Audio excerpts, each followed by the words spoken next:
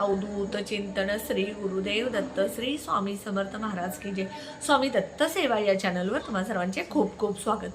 तुम्हा सर्वांचं आरोग्य उत्तमाचं राहू दे, राहिलेलं असे आरोग्यदायी जाऊ दे, तुम्हा सगळ्यांना दीर्घायुष्य मिळू दे अशी मी स्वामी चरणी प्रार्थना करते आणि माझ्या व्हिडिओला सुरुवात करते। बघा, जसं शारदीय नवरात्र आहे तसंच चैत्र नवरात्र आहे। आपल्या हिंदू धर्मामध्ये वर्षातून 4 नवरात्र असतात, 2 गुप्त नवरात्र आणि 2 प्रकट नवरात्र। तर उद्या जे आता हे सुरू आहे ते चैत्र नवरात्र जे आहे ते शारदीय नवरात्रीप्रमाणे। मग नवरात्रीमध्ये आपण पंचमी, सप्तमी, अष्टमी ह्या विशिष्ट तिथीला कुलदेवीची, माता लक्ष्मीची जर सेवा केली, दुर्गा सप्तशती पाठ केले तर त्याचा आपल्याला भरपूर फायदा होत असतो आणि त्याचं फळही चांगलं मिळत असतं।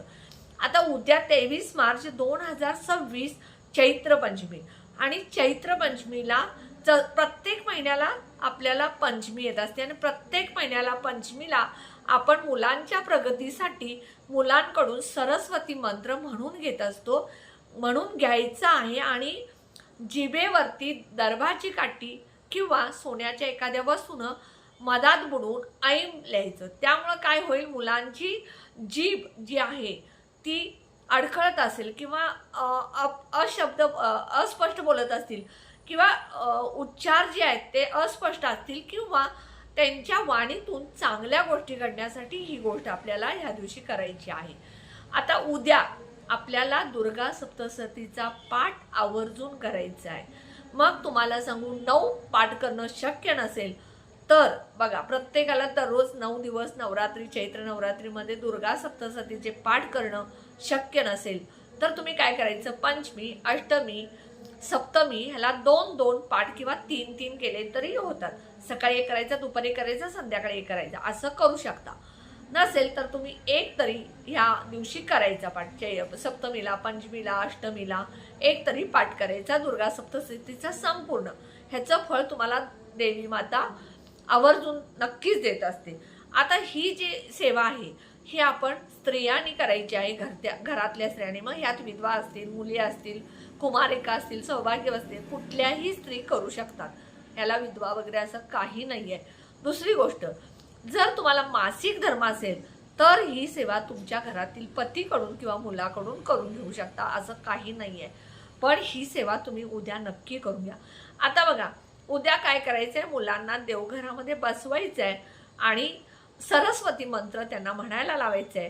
नित्य सेवेच्या पुस्तकामध्ये सरस्वती मंत्र आहे। लहान मुलं असतील, म्हणता येत नसेल तर मुलांना तुमच्या जवळ बसवा आणि तुम्ही तो सरस्वती मंत्र म्हणा, त्यामुळे त्यांच्या कानावरती पडेल। त्यानंतर जिभेवरती ऐन हे मधामध्ये सोन्यानं किंवा दर्भाच्या काठीनं लिहायला विसरू नका। मुलं लहान असोत, मोठी असोत, लग्न झालेली मुलं असली तरी चालेल। त्यानंतर बघा, उद्या ललिता सहस्त्रनामचं पठण करायचंय। ज्या घरामध्ये ललिता सहस्त्रनाम, उद्या काय आहे, ललिता पंचमी आहे, त्यामुळे ललिता पंचमीला ललिता सहस्त्रनामाचं जर तुम्ही पठण केला तर तुमच्या आयुष्यात खूप फायदा होईल। आणि ललित पंचमी म्हणजे हृदयाची देवी। मग प्रत्येकाला आपल्याला वाटत असतं की आपलं हृदय चांगलं राहावं, हृदय मला कुठला आजार होऊ नये, आजारी हृदय असेल तर चांगलं व्हावं, अशा प्रत्येकाची आशा असते। त्यामुळे हृदय म्हणजे ललित पंचमीला हृदयाची ललिताची पूजा केली जाते।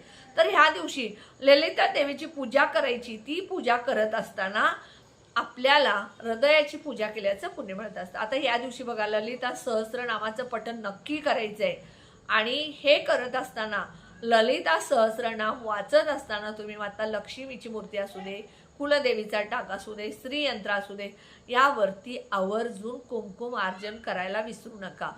मग ते कुंकुमार्चनचं कुंकू जुना असेल वापरलेलं तरी चालेल किंवा नवं असेल तर चालेल, पण हे जर तुम्ही कुंकुमार्चन केला तर ह्याच्यासारखं दुसरं कुठलंही तुम्हाला फायदा होणार नाही, कारण इतकी उच्च कोटीची ही सेवा आहे ललिता सहस्त्रनाम वाचत असताना कुंकुमार्चन।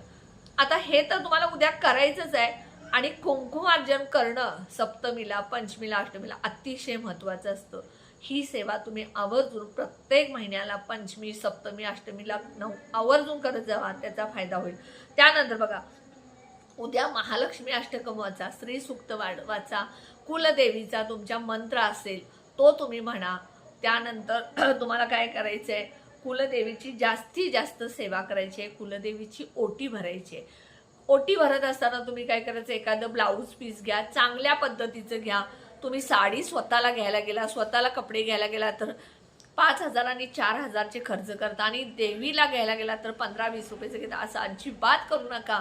जेवढं तुम्ही देवीला द्याल तेवढं देवी तुम्हाला रिटर्न देत असते. त्यामुळं देवी कुठल्याही देवाच्या वस्तू घेत असताना मार्जिन म्हणजे कंजूसपणा करू नका आणि हलक्या वस्तू घेत जाऊ नका. देवाला टॉवेल तुम्ही घेत असाल तर चांगल्यातली घ्या, देवीला ब्लाऊज पीस साडी घेत असाल तर चांगल्यातली घ्या. त्यामुळं काय होईल, तुम्हाला त्याचा फायदा जास्त होईल. म्हणून उद्या देवीची ओटी भरत असताना एक 100-125 रुपयाचं ब्लाऊज पीस घ्या आणि नारळ घ्या, गहू घ्या, तांदूळ घ्या, सुपारी, हळकुंड, ह्या सगळ्या वस्तू घ्या, बांगड्या घ्या 6-7. हे सगळं तुम्ही कुलदेवी समोर ओटी भरा, तुमच्या इच्छा बोला आणि ती ओटी तुम्ही एखाद्या महालक्ष्मीच्या किंवा कुलदेवीचं तुमच्या गावामध्ये मंदिर असेल तुळजाभवानीचं तिथं नेऊन ठेवा, किंवा हे ब्लाऊज पीस तुम्ही स्वतः वापरू शकता, किंवा एखाद्या ब्राह्मणाच्या स्त्रीला जिला पिरियड्स होत नाही तिला देऊ शकता. हे अशा पद्धतीनं तुम्ही करा. गहू तुम्ही नंतर ओटीमधले घरामध्ये वापरू शकता, हळकुंड वगैरे, किंवा ही अशीच ओटी तुम्ही बांधून ठेवा आणि ज्या वेळेला तुम्ही मूळ स्थानी तुमची कुलदेवीच्या ठिकाणी जाता त्यावेळेला तिथं घेऊन तिथं भरला तरी चालतं. अशा पद्धतीनं उद्या जास्तीत जास्त तुम्हाला सेवा करायची आहे. ललिता सहस्त्रनाम तर नक्कीच वाचायचं आहे. ललिता सहस्त्रनाम वाचत असताना ज्या वेळेला तुम्ही कुंकुमार्जन करत असता त्यावेळेला, ज्या वेळेला ओवी संपते त्यावेळेला स्वाहा किंवा नमो नमा म्हणत ते कुंकुमार्जन करायचं. श्रीयंत्रावरती करा, महालक्ष्मीची मूर्ती असेल करा, तुमच्या कुलदेवीचा टाक किंवा मूर्ती असेल त्यावरती करा. ह्या सगळ्या गोष्टी उद्या पंचमीला, अष्टमीला, सप्तमीला करायचे आहे. पण उद्या आवर्जून पंचमी, ललिता पंचमी आहे, त्यामुळं ललिता सहस्रनाम नक्की वाचा. घरातल्या प्रत्येक व्यक्तीनं जर हे वाचलं तर अतिशय चांगलं आहे. सगळेजण मिळून घरात सामूहिक बसा आणि सामूहिक जर सेवा केला तर तेवढ्या सेवा तुम्ही केल्याचं फळ तुम्हाला मिळेल. ह्या सेवा जेवढ्या कराल त्याचा फायदा आहे.